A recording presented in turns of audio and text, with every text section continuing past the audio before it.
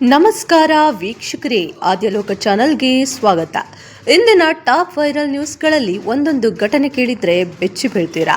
ಪ್ರೇಮಕ್ಕಾಗಿ ಪ್ರಾಣ ಬಿಟ್ಟ ಯುವಕ, ದೇಗುಲದಲ್ಲಿ ಹುಚ್ಚಾಟ ಮಾಡಿದ ಯುವಕ, ಶಿಕ್ಷಕಿಯ ಮೇಲೆ ಕ್ರೂರ ಹಲ್ಲೆ, ಕೋಟ್ಯಾಂತರ ಬೆಲೆಯ ಎಮ್ಮೆ ಮತ್ತು ಕುದುರೆ, ಎಲ್ಲವನ್ನು ನೋಡೋಣ ಒಂದೊಂದಾಗಿ. ಆಂಟಿ ಮೋಹಕ್ಕೆ ಬಿದ್ದವ ಬೀದಿಯಲ್ಲೇ ಹೆಣವಾಗಿದ್ದಾನೆ.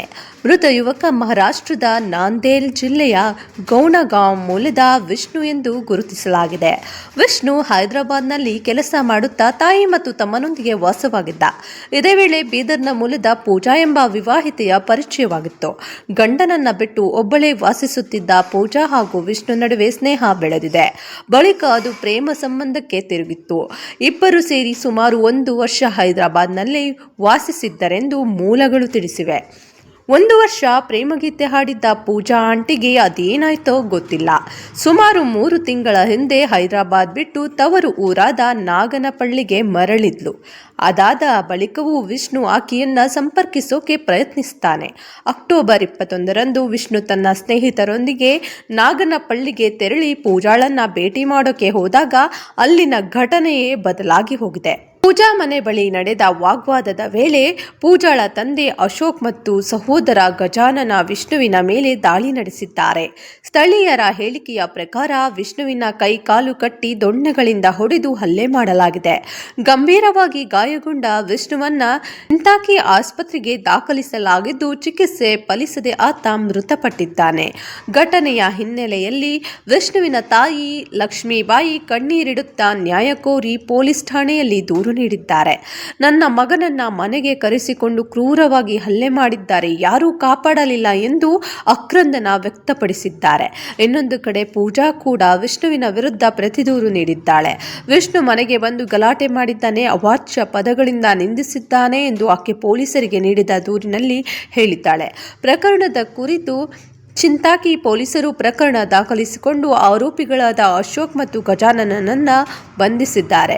ಘಟನೆಯ ಸಂಪೂರ್ಣ ಸತ್ಯ ತನಿಖೆಯ ನಂತರ ಮಾತ್ರ ಬಹಿರಂಗ ಆಗಬೇಕಿದೆ. ವೀಕ್ಷಕರೇ, ಇನ್ನು ಬೆಂಗಳೂರು ದೇಗುಲಕ್ಕೆ ನುಗ್ಗಿ ಚಪ್ಪಲಿ ಕಾಲಲ್ಲಿ ಮೂರ್ತಿಗೆ ಒದ್ದು ಯುವಕನ ಹುಚ್ಚಾಟ, ಕಟ್ಟಿಹಾಕಿ ಥಳಿಸಿದ ಸ್ಥಳೀಯರು. ದೇವರ ಬೀಸನಹಳ್ಳಿಯಲ್ಲಿಯೇ ಚಪ್ಪಲಿ ಹೊಲೆಯುವ ಅಂಗಡಿ ಇಟ್ಟುಕೊಂಡಿದ್ದ ವಿಶೇಷ ಚೇತನ ಕಬೀರ್ ಎಂಬಾತ ಕೃತ್ಯ ಎಸಗಿದ್ದಾನೆ ಎನ್ನಲಾಗಿದ್ದು, ಆತನನ್ನ ಸ್ಥಳೀಯರು ಹಿಡಿದು ಕಟ್ಟಿಹಾಕಿ ಥಳಿಸಿದ್ದಾರೆ. ಸ್ಥಳೀಯರು ವಿಚಾರಣೆ ನಡೆಸಿದಾಗ ಆತ ಬಾಂಗ್ಲಾದೇಶದಿಂದ ಬಂದಿದ್ದೇನೆ ಎಂದು ಹೇಳಿಕೊಂಡಿದ್ದಾನೆ ಎನ್ನಲಾಗಿದೆ. ನಂತರ ಆತನನ್ನ ಪೊಲೀಸರಿಗೆ ಒಪ್ಪಿಸಿದ್ದಾರೆ. ಬೆಳಿಗ್ಗೆ 8:30 ಸುಮಾರಿಗೆ ಇಸ್ಲಾಂ ಧರ್ಮದ ಪರ ಘೋಷಣೆ ಕೂಗುತ್ತಾ ಬಂದಿದ್ದ ಆರೋಪಿ ದೇಗುಲದ ಬಳಿ ಇದ್ದ ಮೆಡಿಕಲ್ ಅಂಗಡಿ ಮುಂದೆ ಹಾಕಿದ್ದ ಗಣಪತಿ ದೇವರ ಫೋಟೋಗೆ ಸ್ಟಿಕ್ನಿಂದ ಹೊಡೆದಿದ್ದ. ಅದಕ್ಕೆ ಸ್ಥಳೀಯರು ವಿರೋಧ ವ್ಯಕ್ತಪಡಿಸಿದ್ರು. ಅಲ್ಲಿಂದ ಸೀದಾ ಹತ್ತಿರದಲ್ಲೇ ಇದ್ದ ದೇವಸ್ಥಾನದತ್ತ ಓಡಿದ್ದ. ದೇವಸ್ಥಾನದ ಬಳಿ ಕೂಗಾಡಿ ಕಲ್ಲಿನಿಂದ ಗರಡುಗಂಬಕ್ಕೆ ಹೊಡೆದಿದ್ದ. ಕೈನಲ್ಲಿ ಆಯಿಲ್ ಮಾದರಿ ವಸ್ತುವನ್ನು ಹಿಡಿದು ಬಂದಿದ್ದ. ಬಳಿಕ ಚಪ್ಪಲಿ ಕಾಲಲ್ಲಿ ಗರ್ಭಗುಡಿಗೆ ನುಗ್ಗಿದ್ದಾನೆ. ದೇವರ ಮೂರ್ತಿ ಎಳೆದಾಡಿ ಚಪ್ಪಲಿ ಕಾಲಲ್ಲಿ ಒತ್ತಿದ್ದಾನೆ ಎಂದು ಸ್ಥಳೀಯರು ಆರೋಪಿಸಿದ್ದಾರೆ. ಕಬೀರ್ನ ವಿಕೃತಿಯನ್ನ ಕಂಡು ದೇವಸ್ಥಾನದ ಸಿಬ್ಬಂದಿ ಬೆಚ್ಚಿ ಬಿದ್ದಿದ್ದಾರೆ. ಕೂಡಲೇ ಜಮಾಯಿಸಿದ ಸ್ಥಳೀಯರು ಆತನನ್ನ ಎಳೆದು ತಂದು ಥಳಿಸಿ ಪೊಲೀಸರಿಗೆ ಒಪ್ಪಿಸಿದ್ದಾರೆ. ಸದ್ಯ ಆರೋಪಿಯನ್ನ ಖಾಸಗಿ ಆಸ್ಪತ್ರೆಗೆ ದಾಖಲಿಸಿ ಚಿಕಿತ್ಸೆ ನೀಡಲಾಗುತ್ತಿದೆ. ಸ್ಥಳಕ್ಕೆ ಮಾರತ್ತನಹಳ್ಳಿ ಪೊಲೀಸರು ಭೇಟಿ ನೀಡಿ ಪರಿಶೀಲನೆ ನಡೆಸಿದ್ದಾರೆ. ಆರೋಪಿ ಬಳಿ ಇದ್ದ ಆಯಿಲ್ ಬಾಟಲಿ, ಚಪ್ಪಲಿ, ಕಲ್ಲು ವಶಕ್ಕೆ ಪಡೆಯಲಾಗಿದೆ. ಆತ ಚಿಕಿತ್ಸೆ ಪಡೆದು ಆಸ್ಪತ್ರೆಯಿಂದ ಡಿಸ್ಚಾರ್ಜ್ ಆದ ಬಳಿಕ ಪೊಲೀಸರು ಹೆಚ್ಚಿನ ವಿಚಾರಣೆ ನಡೆಸಲಿದ್ದಾರೆ. ಇನ್ನು ರಾಜ್ಯದಲ್ಲಿ ಮತ್ತೊಂದು ಬೆಚ್ಚಿ ಬೀಳಿಸುವ ಕೃತ್ಯ. ಸರ್ಕಾರಿ ಶಾಲೆ ಶಿಕ್ಷಕಿಯ ವಿವಸ್ತ್ರಗೊಳಿಸಿ ಸೀರೆಯಿಂದ ಮರಕ್ಕೆ ಕಟ್ಟಿ ಹಾಕಿ ಹಲ್ಲೆ ಮಾಡಲಾಗಿದೆ.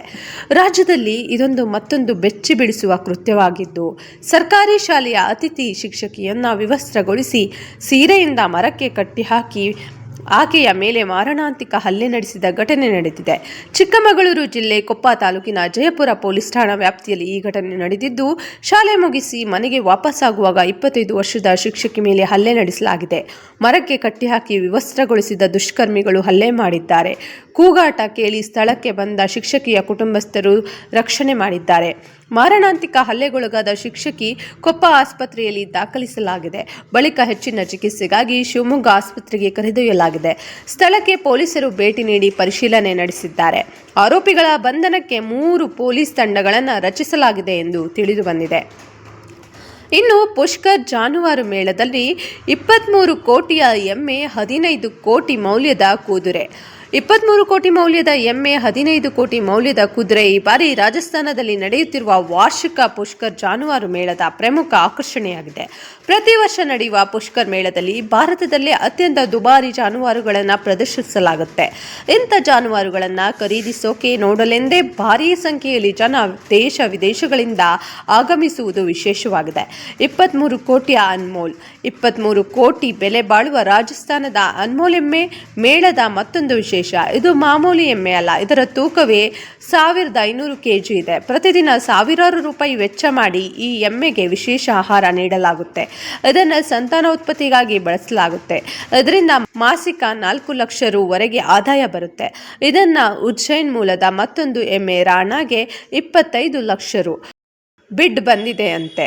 600 kg ತೂಕದ 8 ಅಡಿ ಉದ್ದ ಹಾಗೂ 5.5 ಅಡಿ ಎತ್ತರದ ಈ ಎಮ್ಮೆಯ ಆಹಾರಕ್ಕೆಂದೇ ನಿತ್ಯ 1500 ರೂ. ವೆಚ್ಚ ಮಾಡಲಾಗುತ್ತಿವೆ ಎನ್ನುತ್ತಾರೆ ಮಾಲೀಕರು. ಚಂಡೀಗಢದ ಗೇರಿ ಗಿಲ್ ಅವರ 2.5 ವರ್ಷದ ಕುದುರೆ ಶಹಬಾಜ್ ಪುಷ್ಕರ್ ಮೇಳದಲ್ಲಿ ಎಲ್ಲರ ಗಮನ ಸೆಳೆಯುತ್ತಿದೆ. ಹಲವು ಸ್ಥಳಗಳಲ್ಲಿ ಗೆದ್ದಿರುವ ಈ ಮಾರ್ವಾರಿ ತಳಿಯ ಕುದುರೆಗೆ ಈಗಾಗಲೇ ಗ್ರಾಹಕರು 15 ಕೋಟಿವರೆಗೆ ಬೆಲೆ ನಿಗದಿ ಮಾಡಿದ್ದಾರಂತೆ. ಅದೇ ರೀತಿ ಮೇಳದಲ್ಲಿ ಪ್ರದರ್ಶನಕ್ಕಿಟ್ಟಿರುವ ಬಾದಲ್ ಕುದುರೆಗೂ ಭಾರೀ ಬೇಡಿಕೆ ಇದೆ. 11 ಕೋಟಿ ರೂ. ಕೊಟ್ಟು ಈ ಕುದುರೆ ಖರೀದಿಸೋಕೆ ಜನ ಮುಂದೆ ಬಂದಿದ್ದಾರೆ. ಆದರೆ ಮಾಲೀಕರು ಮಾತ್ರ ಈ ಕುದುರೆ ಮಾರೋಕೆ ನಿರಾಕರಿಸಿದ್ದಾರೆ. ಇನ್ನು 7 ವರ್ಷ ಪುತ್ರಿಯ ಸಾವು, ಕ್ರೂರ ಮಲತಂದೆಯ ಬಂಧನವಾಗಿದೆ. ಬಾಲಕಿ ತಾಯಿ ಶಿಲ್ಪ ತನ್ನ ಮೊದಲ ಪತಿ ಮೃತಪಟ್ಟ ನಂತರ ದರ್ಶನ್ ಜೊತೆ 2ನೇ ಮದುವೆಯಾಗಿದ್ರು. ಆನೇಕಲ್ ರೀಟೇಲ್ ಮಾರ್ಕೆಟಿಂಗ್ ಕಂಪನಿಯಲ್ಲಿ ದರ್ಶನ್ ನೌಕರ. ಶಿಲ್ಪ ಖಾಸಗಿ ಕಂಪನಿಯಲ್ಲಿ ಕಾರ್ಯನಿರ್ವಹಿಸುತ್ತಿದ್ರು. ಆರಂಭದಲ್ಲಿ ಮಗುವನ್ನ ಪ್ರೀತಿಯಿಂದ ನೋಡ್ಕೊಳ್ತಿದ್ದ ದರ್ಶನ್ ಬಳಿಕ ಪತ್ನಿ ಜೊತೆಗಿನ ಖಾಸಗಿ ಕ್ಷಣಕ್ಕೆ ಸಿರಿ ಅಡ್ಡಿಯಾಗುತ್ತಿದ್ದಾಳೆಂದು ಹಿಂಸಿಸುವುದು, ಹೊಡೆಯುವುದು ಮಾಡುತ್ತಿದ್ದ. ಇದರಿಂದ ಸಿರಿ ಭಯಗೊಂಡಿದ್ದಳು. ಇದೇ ವಿಚಾರಕ್ಕೆ ದಂಪತಿ ನಡುವೆ ಆಗಾಗ್ಗೆ ಜಗಳ ನಡೀತಿತ್ತು ಎಂದು ಪೊಲೀಸರು ಮಾಹಿತಿ ನೀಡಿದ್ರು. ಆಗಸ್ಟ್ 24ರಂದು ಸಂಜೆ ಕೆಲಸಕ್ಕೆ ಹೋಗಿದ್ದ ಶಿಲ್ಪ ಮನೆಗೆ ಬಂದಿರಲಿಲ್ಲ. ಹೀಗಾಗಿ ಶಾಲೆ ಮುಗಿಸಿ ಬಂದಿದ್ದ ಸಿರಿ ಪರಿಚಯಸ್ಥರ ಅಂಗಡಿ ಬಳಿ ನಿಂತಿದ್ಲು. ಈ ವೇಳೆ ದರ್ಶನ್ ಬಾಲಕಿಯನ್ನು ಹುಡ್ಕೊಂಡು ಬಂದು ಮನೆಗೆ ಕರೆದೊಯ್ಯೋಕೆ ಮುಂದಾಗಿದ್ದಾನೆ. ಆಗ ಆಕೆ ಮನೆಗೆ ಬರೋದಿಲ್ಲ ಎಂದಿದ್ದಾಳೆ. ಆದರೂ ದರ್ಶನ್ ಬಲವಂತವಾಗಿ ಸಿರಿಯನ್ನ ಮನೆಗೆ ಕರೆದೊಯ್ದು ಥಳಿಸಿ ಕತ್ತು ಹಿಸುಕಿ ಸಾಯಿಸಿದ್ದಾನೆ. ಈ ವೇಳೆ ಬಾಲಕಿ ಮೂಗುಬಾಯಲ್ಲಿ ರಕ್ತ ಬಂದಿದೆ. ರಕ್ತದ ಕಲೆಗಳನ್ನು ತೊಳೆದಿದ್ದ ದರ್ಶನ್ ಪತ್ನಿ ಶಿಲ್ಪ ಬಂದಾಗ ಮಗಳು ಮಾತನಾಡುತ್ತಿಲ್ಲ ಎಂದು ಕತೆ ಕಟ್ಟಿದ್ದ. ಆಗ ಶಿಲ್ಪ ಗಾಬರಿಗೊಂಡು ಪತಿ ವಿರುದ್ಧ ವ್ಯಗ್ರವಾಗಿದ್ದಾಳೆ. ಆಗ ಆರೋಪಿ ಪತ್ನಿಯನ್ನ ಕೋಣೆಯಲ್ಲಿ ಕೂಡು ಹಾಕಿ ಪರಾರಿಯಾಗಿದ್ದ. ಇದೀಗ ಆರೋಪಿಯನ್ನ ಪತ್ತೆ ಹಚ್ಚಿ ಬಂಧಿಸಲಾಗಿದೆ. ಕುಂಬಳಗೋಡು ಠಾಣೆಯಲ್ಲಿ ಪ್ರಕರಣ ದಾಖಲಾಗಿದೆ. ಇದೇ ಇಂದಿನ ಟಾಪ್ ವೈರಲ್ ನ್ಯೂಸ್ಗಳು. ಯಾವ ಘಟನೆ ನಿಮಗೆ ಹೆಚ್ಚು ಶಾಕ್ ಕೊಟ್ಟಿದೆ ಎಂದು ಕಾಮೆಂಟ್ನಲ್ಲಿ ಬರೆಯಿರಿ ವೀಕ್ಷಕರೇ. ವಿಡಿಯೋ ಇಷ್ಟ ಆಯ್ತಂದ್ರೆ ಲೈಕ್ ಮಾಡಿ, ಶೇರ್ ಮಾಡಿ, ನಮ್ಮ ಚಾನೆಲ್ ಸಬ್ಸ್ಕ್ರೈಬ್ ಮಾಡೋದು ಮರಿಬೇಡಿ. ವಿಡಿಯೋ ನೋಡಿದ್ದಕ್ಕಾಗಿ ಧನ್ಯವಾದಗಳು.